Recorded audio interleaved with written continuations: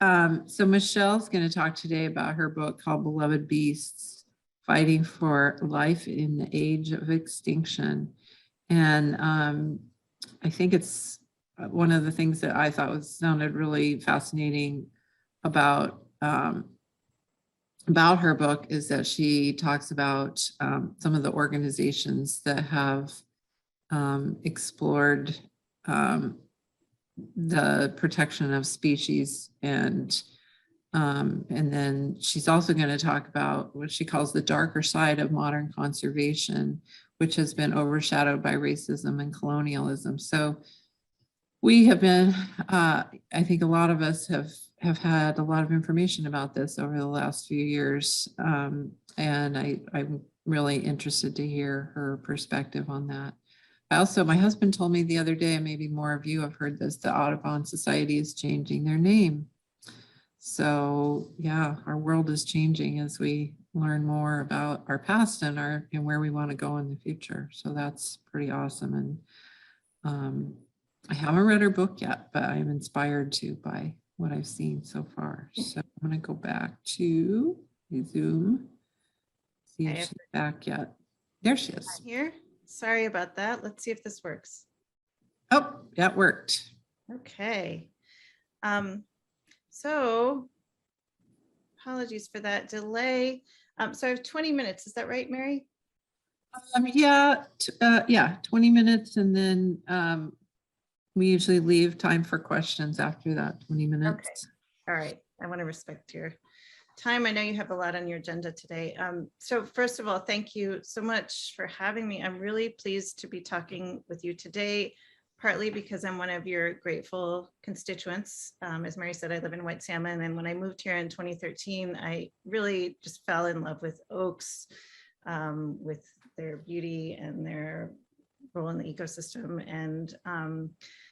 and also because what you are doing is really in so many ways what I see as the future of conservation, as it's the approach that's missing in a lot of conservation work. And I am happy, after writing about the history of conservation, I'm happy to see that many conservation organizations are realizing that they need the kind of citizen engagement and ecosystem perspective that your work really embodies. So I want to talk today about Eleanor Ostrom's work, which I really see as setting the historical foundation and the conceptual foundation for what all of you are doing. Some of you may already be well familiar with what she does. It may be new to others of you. I hope there's something new and useful in here for all of you.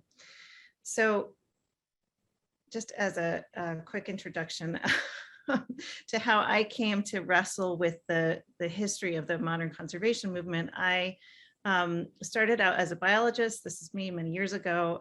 I majored in biology at Reed College in Portland, actually, and then worked as a field assistant for several years, mostly in the desert Southwest, but also in Northern California and other habitats. This is me with what was then a state-of-the-art piece of technology. That's a GPS antenna. The equivalent today is just a smartphone in your pocket.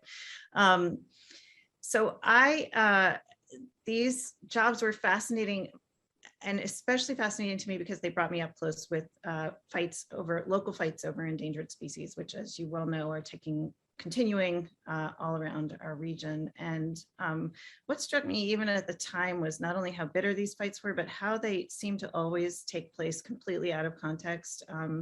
People were arguing about, why should we protect the species? Why this one? Why not another one? Why is it our responsibility? But there was no sense of, we've done this before, it's worked, we've done this with other species, it's worked, or here's what's worked and here's what hasn't worked. And as I became a journalist and continue to write about conservation and climate change, I found that to be true in many aspects of conservation that in many ways for understandable reasons. Conservationists especially, were always focused on the next emergency. They didn't have time to look back at what had been done, what had been learned. And I started to think it might be helpful as a journalist to try and piece together the very complicated story of conservation and show how it had developed over time, where it had gone wrong, what it had done right, and how we could continue that story. So that's a short way of telling a long story, which is that 25 years after I started thinking about conservation in a serious way, I wrote this book called Beloved Beast, which came out earlier this year. It's called Fighting for Life in an Age of Extinction, and it looks at what I call the modern conservation movement. So it's not a history of course, people have been practicing conservation on a local level since the beginning of human history, but this account starts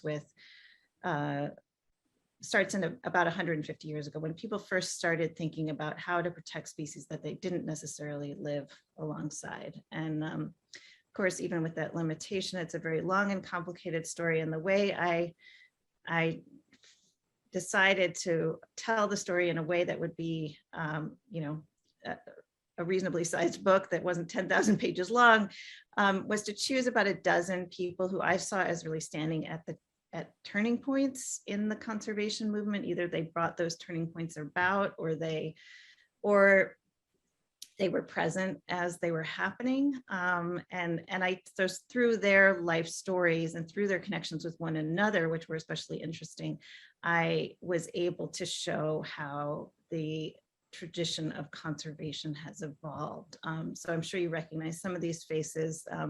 Aldo Leopold here on the top row, the second from the right, is I'm sure someone that many of you are familiar with and draw inspiration from, because what you're doing is really what he envisioned, and I think his vision is still so relevant, even though he was writing in Wisconsin in the 30s and 40s. He saw that citizens needed to take a role in conservation. They needed to work on both private and public land, and that humans needed to be invested in their landscapes, that conservation was about more than just drawing boundaries around places.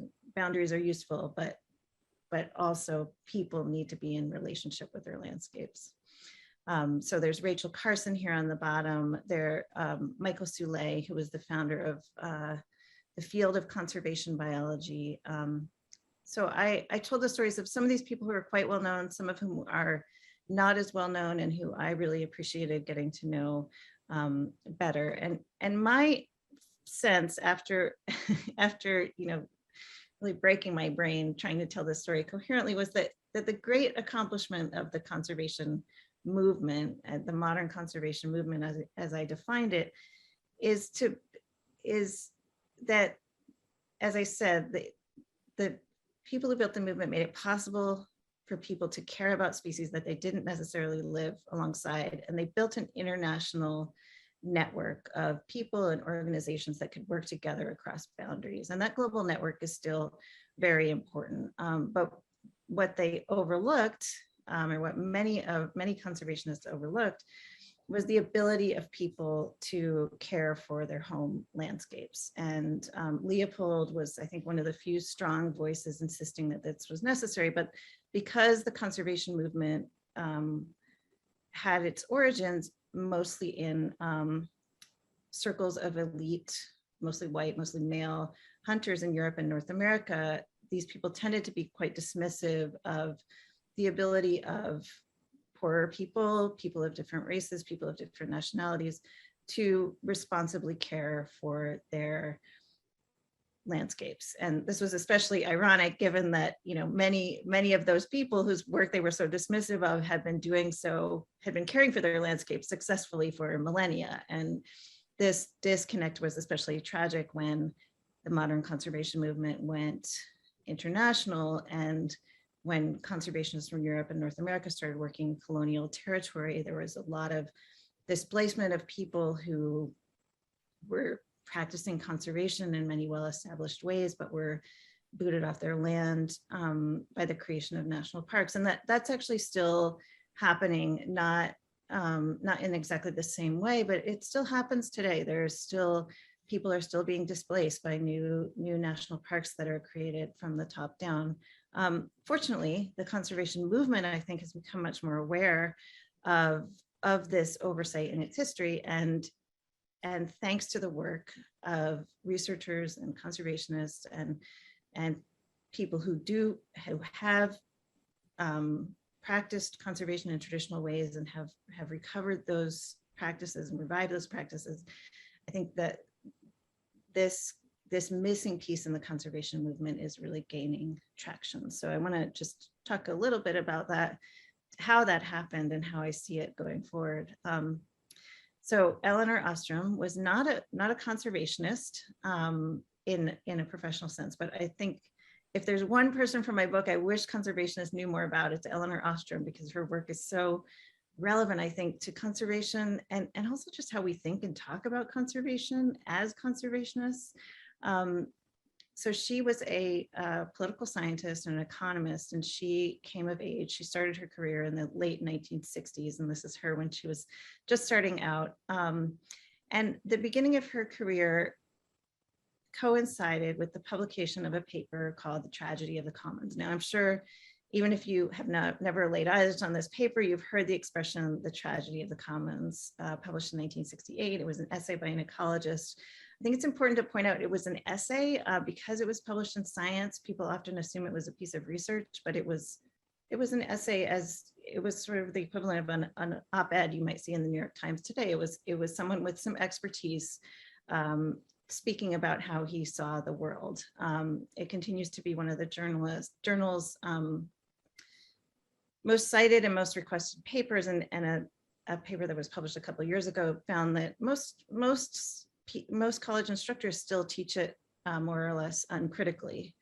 And its argument is that unless shared resources are privatized or controlled by an external authority, quote unquote, tragedy is inevitable. Those resources will be used up. People will just pursue their individual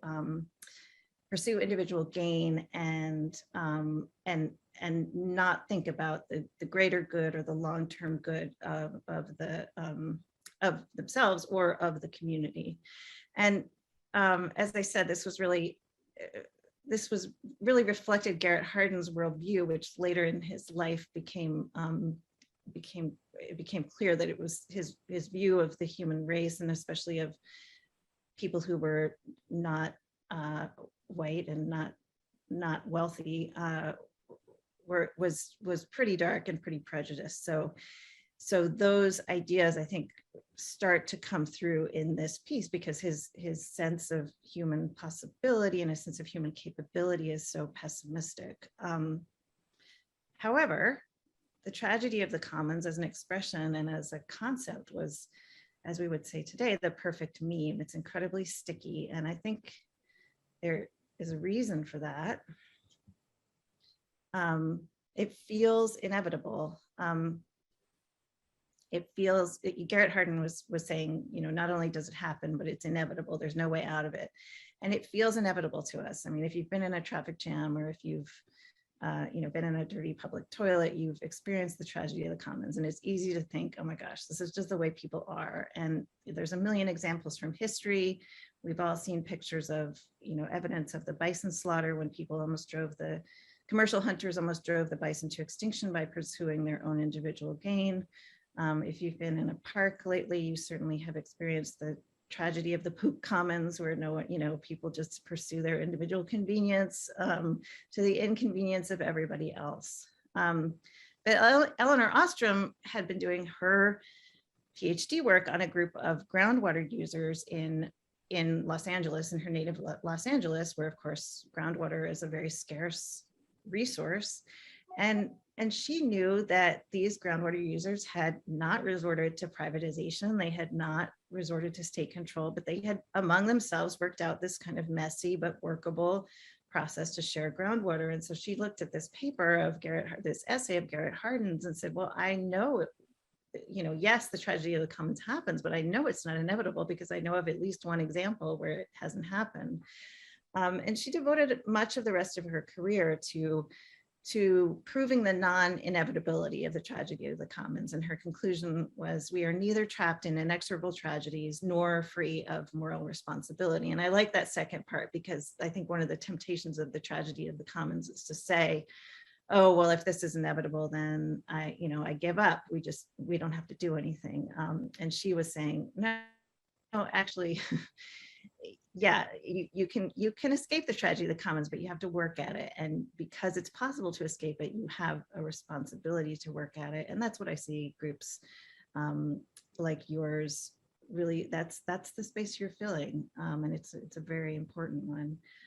So when I was working on Beloved Beasts, I had the opportunity to travel to Namibia in Southern Africa and look at the application of Eleanor Ostrom's ideas.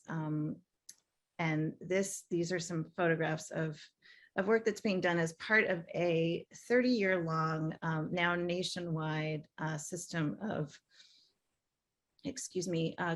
community conservancies. And these started in a very grassroots way in the 1980s as a system of community game guards who were unarmed community members who started trying to intercept poachers who were going after local rhino and elephant populations. And those game guards were so successful that they became the basis of a program that devolved some responsibility for wildlife management to local communities. Those communities would then come together, help gather data, and they among themselves would make decisions about local hunting quotas, how many animals could be shot that year, both by tourists or by local residents, and have without damaging the population in the long term. They also were able to make some money from campgrounds and hotels that they operated themselves, or in equal partnership with companies that came in and operated them. So the outcome of this the outcome so far has been to really shift both the burdens and the benefits of conservation to local communities. As it was with the old national parks model, local communities were still living with wildlife, which was sometimes troublesome and sometimes dangerous. But they had no influence over how that wildlife was managed, and they weren't receiving any of the benefits from tourism. They often weren't allowed to hunt as they had in the past, and they just really didn't have a relationship. At colonialism and the national parks model had disrupted these longstanding relationships that people had with their landscape. And people were often just like, these elephants, they're government property. They're something for, that they're protected for white people to come see. And that attitude, from everything I saw, from getting to sit in on these meetings in settings very much like this in the lower right-hand corner, that attitude has changed radically. And when I was a college student or recent college grad working in the Southwest, and really shocked that there was no consensus that, yeah, we should protect these local species. This was the kind of consensus I had assumed naively would be out there. So, at these meetings in Namibia, there were certainly arguments, and there was even, chaos and a bit of minor corruption and lots of disagreements, but there was this underlying agreement that, yeah, we want these species to continue for the long term, and how are we going to do that? And I think that takes a long time to build or rebuild in this case, but it's so necessary to conservation. And it was quite, I'm not exaggerating when I say it was exhilarating to see, even though it was just a meeting under a dusty pavilion in the middle of the desert. It was something that I felt like I had been looking for a long time. So these what's called community-led conservation is really a global movement, and it's not as well known, at least not under that name in North America. But I think that North America can learn a lot from what's happening in other countries. And I think that that those of you who are doing this very community-focused, ecosystem-focused work can be inspired by what's happening worldwide, as well as by what's happening locally. So just a few examples, and I'll wrap up. So in Namibia, 80 community conservancies manage more than 40 million acres of land. And over the years, poaching has dropped precipitously. Elephant and rhino populations, both of which were almost extinct in the 80s and early 90s, are now some of the healthiest on the continent, even though there continues to be an epidemic of rhino poaching throughout Africa. Namibia is doing quite well. It's a real bright spot for rhinos and for anti-poaching efforts. In Australia, there are 78 Indigenous protected areas that are co-managed, 2,500 Indigenous rangers. So these are all areas that are managed by multiple Indigenous groups in cooperation with one another. Canada is really Canada has just recently put aside a lot of national government funding to support these existing Indigenous, what are called Indigenous Guardians programs. And then there are, again, co-managed, protected and conserved areas that have been established in the last few years, and there are more to come. And these are often places that like national parks are intended to protect really important habitats, but they also make allowance for some kinds of closely managed human uses. And those are decided with community input, with scientific input, and with an eye to sustaining both human livelihoods and ecosystems for the long term. And then in the US, there are many people doing the kinds of work you are doing, and there's also a rising interest, I think, at the national level, especially with Interior Secretary Deb Haaland, of having tribes co-manage or manage some federal land. So this is really an exciting time for community-led conservation of all kinds. I think Indigenous communities are really, of course, there is a long way to go, but they are doing incredible work, and they are gaining recognition for that work in the global conservation establishment. And I think that this is high stakes. 50% of the world's land is collectively held by Indigenous and other local communities. So this is not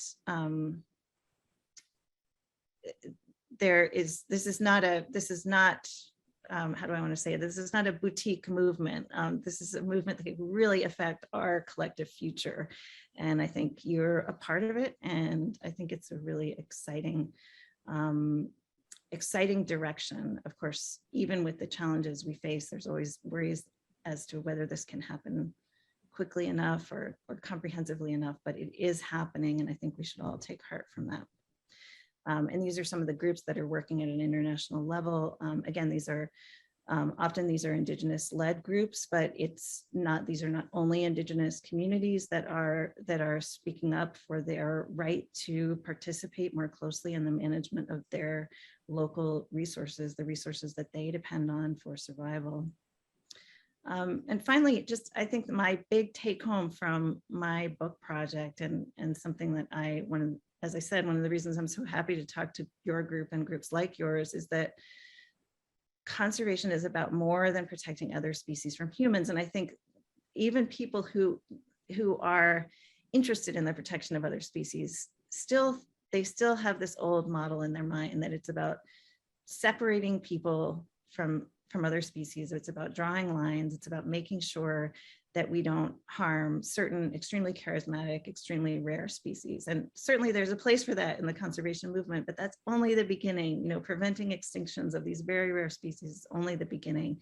And what you're doing is you're broadening that picture to say it's really about protecting relationships. So protecting relationships among species, that are actually still healthy. You know, our oaks are still pretty healthy, and they still have a functioning relationship with their habitat and with all of the species that surround them. This is not, you know, conservation shouldn't be about just saving the last two of something so that we can look at it. It should be about saving species like the bison that are actually doing pretty well and have a role to play in their ecosystems that can be expanded. And finally, I think what you're doing and what many of the community-led conservation projects are doing is they're helping restore and reestablish the connections, the relationships between humans and other species. And those, as we all know, have been disrupted and attenuated over the years. And we can all benefit from the renewal of those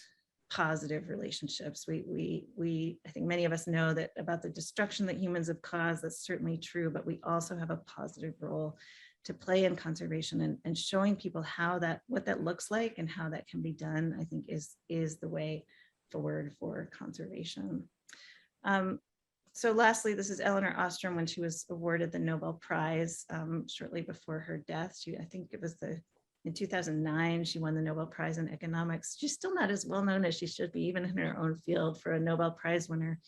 But people would always say to her, you know, you're always insisting that no community conservation effort is like another. You know, why don't you come up with some rules that we can follow, some, you know, some globally applicable rules? And she would always resist that because she would warn against what she called panaceas. And she would say, you know, she knew how damaging the tragedy of the commons would be. And she would say, no, you know, every community is different, every ecosystem is different. Sometimes you do need state control. Sometimes, you know, you do need privatization. Sometimes community-led conservation is the effort. And toward the end of her life, she'd come up with what she called design principles that laid out what she saw as the common features of some of these successful systems that she documented, many of which have been going for hundreds of years. But she really said, you know, you've got to get over this desire to simplify. And I love what she said, that you know, don't just accept complexity, but see it as an advantage. You know, understand it, harness it, and don't reject it. And if I could, you know, presume to boil her work down to a bumper sticker, which I'm sure she wouldn't like, but if I could do that, I would choose a couple of words from this quote, which is, I would say, it's all about harnessing complexity. And that's what I see you doing. And that's what I hope the conservation movement will embrace and do a lot more of in the future. So thank you. And again, I'm happy to be here today, and I'm happy to answer questions if there's time.